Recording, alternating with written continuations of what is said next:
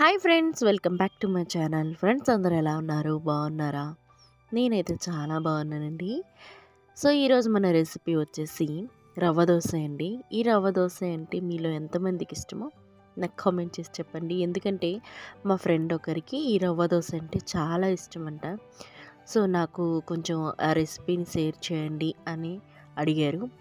So వాళ్ళ కోసం, ఇంకా మీలో ఎవరికైనా ఈ రవ్వ దోశ రాదు అని అనుకుంటే ఖచ్చితంగా ఇలా ట్రై చేయండి. చాలా ఈజీగా చేసేసుకోవచ్చు.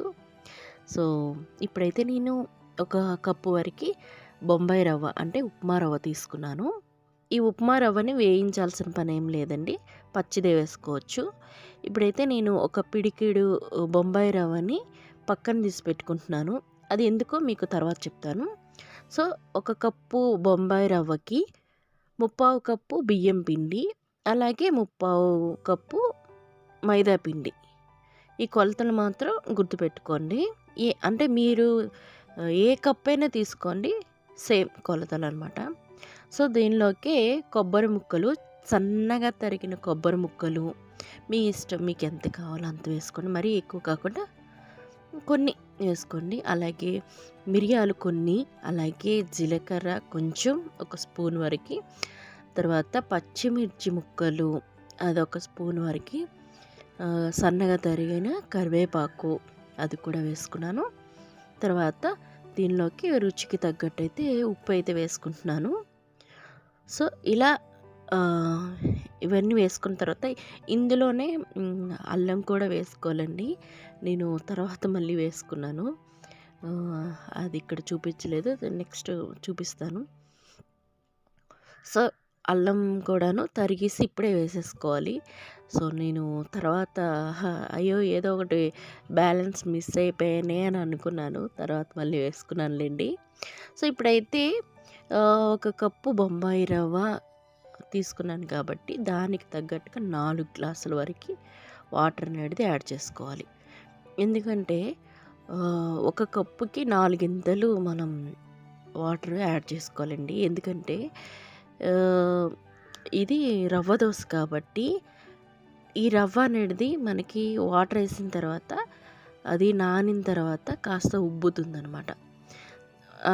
అప్పుడు మనకి గట్టి పడిపోతుందని, అందుకోసమే 4 ఇంతలు మనము వాటర్ ఎక్కువే యాడ్ చేసుకోవాలి. సో ఇలా యాడ్ చేసుకున్న తర్వాత కొంచెం అది ఉండలు లేకుండా నీట్గా కలిపేసుకోవాలండి. సో చూస్తున్నారు కదా, ఎక్కడ మనకి రవ్వ కానీ తర్వాత పిండిలు కానీ ఎక్కడ ఉండలు లేకుండా మిక్స్ చేసుకుంటున్నాను మంచిగా. సో చాలా ఈజీ అండి. జస్ట్ ఇలా మిక్స్ చేసుకొని ఒక హాఫ్ అన్ అవర్ అలా, లేదా 2 గంటలు పెడితే 2 గంటలు పెట్టుకోండి, మంచిగా ఇది అవుతుందన్నమాట. సో లేదు అని అనుకుంటే ఒక హాఫ్ అన్ అవర్ ముందైనా ఇలా రెడీ చేసి పెట్టేసుకోండి. చూసారా, నేను ఈ వాటర్ చూపిస్తున్నాను, వాటర్ లాగే ఉండాలి రవ్వ దోశకైతే. సో ఇప్పుడు అదే చెప్పాను కదండి, నేను అల్లం వేయడం మర్చిపోయాను అనేసి. సో ఇప్పుడైతే అల్లం కూడాను వేసేసుకుంటున్నాను. ఇలా సన్నగా తరిగిన అల్లం ముక్కలు అయితే వేసుకోండి. మనకు అక్కడక్కడ ఈ అల్లం ముక్కలు అలాగే పచ్చిమిర్చి ఇవన్నీ తగులుతుంటే రవ్వ దోశకి ఇంకా టేస్ట్ అదిరిపోతుందనమాట. సో ఈ అల్లం కూడాను వేసేసి కలిపేసుకొని ఒక 2 గంటల సేపు, వీలుంటే 2 గంటల సేపు ఖచ్చితంగా నానబెట్టుకోండి. అంటే మనకి ఉప్మా రవ్వ అనేది బాగా ఉబ్బుతుందనమాట. సో అలా అన్ని పిండిలు బాగా కలుస్తాయి. సో ఇప్పుడైతే నేను దీనికి కాంబినేషన్ పుదీనా చట్నీ అయితే చేసుకుంటున్నాను. సో అది ఎలా చేసుకోవాలో చూపిస్తాను రండి.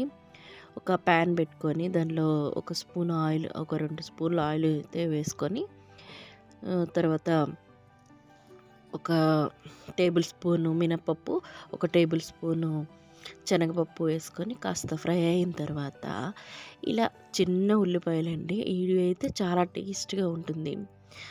ఏ చట్నీలకైనా దేనికైనా ఇలా చిన్న చిన్న ఉల్లిపాయలు వాడినట్లయితే రుచి అదిరిపోతుందండి. సో ఇలా చిన్న ఉల్లిపాయలు, తర్వాత ఒక 5-6 పచ్చిమిర్చి చీలికలు ఇలా వేసేసుకున్నాను. ఇందులోకి ఒక 6-7 వెల్లుల్లి రెబ్బలు అయితే ఒలిచేసి వేసేసుకున్నాను. ఇవన్నీ మంచి కలరు చేంజ్ అయ్యేలాగా ఫ్రై అవ్వాలన్నమాట. పప్పులన్నీ బాగా ఫ్రై అవ్వాలి. అలాగే ఉల్లిపాయ, పచ్చిమిర్చి ఇవన్నీ కూడాను మంచిగా రోస్ట్ అవ్వాలన్నమాట. ఇలా రోస్ట్ అయితే మంచి ఫ్లేవరు అలాగే టేస్ట్ కూడా బాగుంటుందన్నమాట. సో ఇందులోకే ఇప్పుడు కాస్త రోస్ట్ అయింది కదా, చూసారా? ఈ విధంగా అయిన తర్వాత దీనిలోకి ఒక 2 టమాటోలను వేసుకుంటున్నాను. టమాటాలు కూడాను మంచిగా ఫ్రై చేసేసుకోండి. ఎలా అంటే మంచి ముక్క అనేది చక్కగా సాఫ్ట్ అయ్యేంత వరకు ఫ్రై చేసుకోవాలన్నమాట. సో మనం చేసే విధానం బట్టి మన వంటలు కూడాను రుచి అలా ఉంటుందండి. సో మనం ఎంత ఓపికగా చేసుకుంటే అంత బాగుంటాయి అన్నమాట. సో ఇప్పుడైతే టమాటో ఉడికిపోయింది. దీనిలోకి నేను ఒక కట్ట వరకు పుదీనాని ఒలిచైతే వేసేసుకుంటున్నాను. అందులోకే ఒక గుప్పెడు వరకు కొత్తిమీర కూడాను కట్ చేసి వేసేసుకుంటున్నాను. ఇది మాత్రం గుర్తుపెట్టుకోండి, పుదీనా మాత్రం ఒక కట్ట ఫుల్ పడుతుందన్నమాట. మీరు ఒక పెద్ద కప్పు వరకు తీసుకోండి. కప్పులో మెజర్మెంట్ అయితే పెద్ద కప్పు వరకు పుదీనా అయితే వేసేసుకోండి. సో పుదీనా కూడాను మంచిగా సాఫ్ట్ అయిపోయిందనమాట.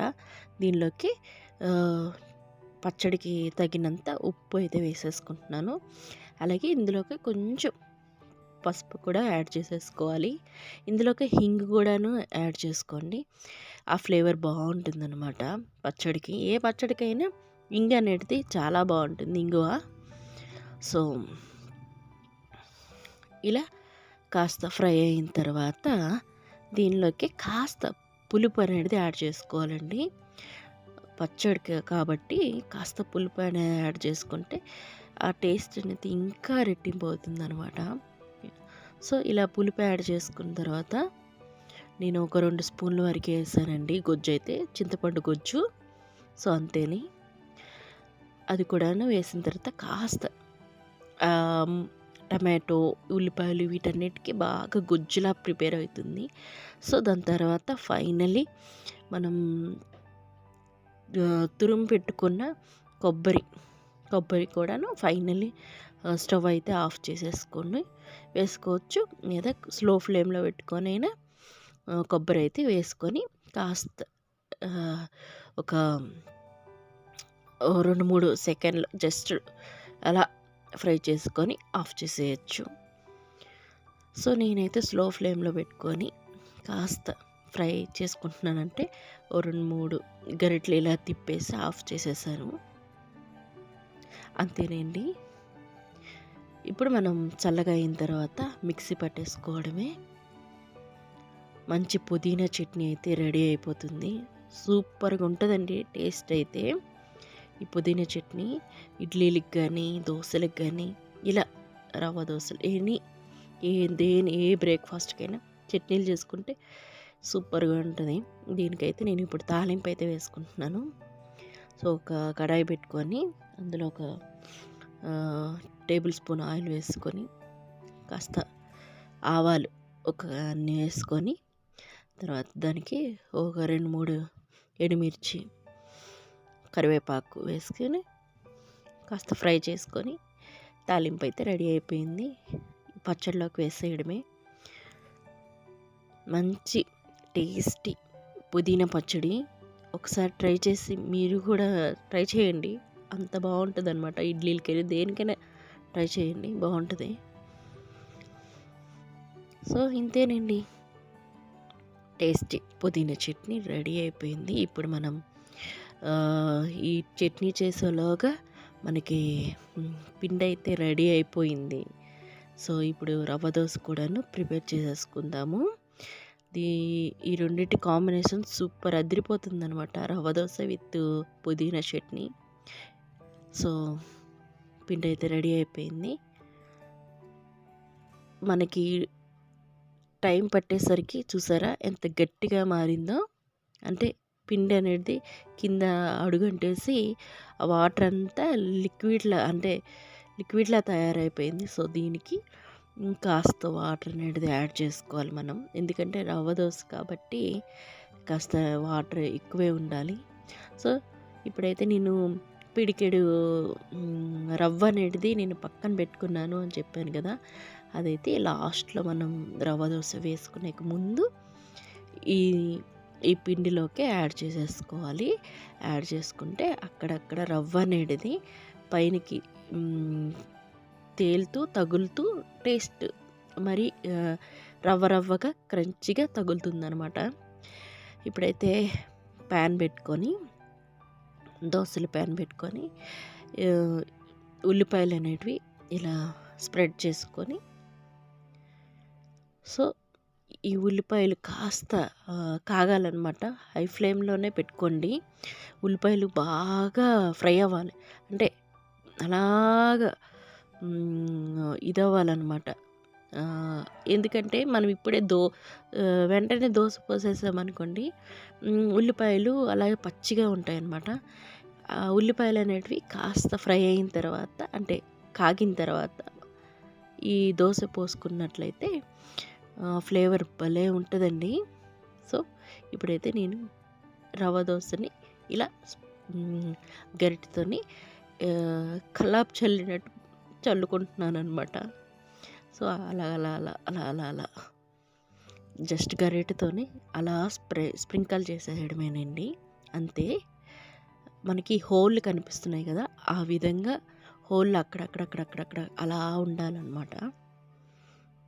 అప్పుడు ఆ రవ్వ దోశ క్రిస్పీగా క్రంచీగా బాగా ఉడుకుతుంది. సో దీనిలోకి ఆయిల్ అనేది స్ప్రింకల్ చేసేసేయాలండి. కొంచెం ఆయిల్ ఎక్కువే పడుతుందనమాట, 1.5 స్పూన్ వరకు వేసుకున్నాను. ఇలా వేసుకున్న తర్వాత 4 వైపులా చుట్టూరా నీట్గా బాగా కాల్చుకున్నాను. ఎలా అంటే మనకి ఆ కలరు బయటికి తెలుస్తుందనమాట. ఇక్కడ నేను అక్కడక్కడ కొబ్బరి ముక్కలు, ఇంకా పచ్చిమిర్చి, కరివేపాకు, జీలకర్ర, మిరియాలు ఇవన్నీ తినేటప్పుడు అక్కడక్కడ పంటికి తగులుతుంటే భలే ఉంటుందండి. ఒకసారి తప్పకుండా ట్రై చేయండి. So hotel style rava dosa ready అయిపోయిందండి. మీరు మీ ఫ్యామిలీకి పెట్టి ఎంజాయ్ చేస్తారని అనుకుంటున్నాను. ఈ రవ్వ దోశ ఎలా ఉందని ఖచ్చితంగా కామెంట్ చేసి చెప్పండి. అంతేకాకుండా ఈ వీడియో కనుక మీకు నచ్చినట్లయితే లైక్ చేయండి, అలాగే మీ ఫ్రెండ్స్ అండ్ ఫ్యామిలీతో షేర్ చేసుకోండి. అలాగే నా ఛానల్ అయితే తప్పకుండా సబ్స్క్రైబ్ చేసుకోండి. మళ్ళీ ఇలాంటి మంచి మంచి రెసిపీలతో మళ్ళీ మీతో కలుసుకుంటాను. Thanks for watching. Keep smiling. Bye.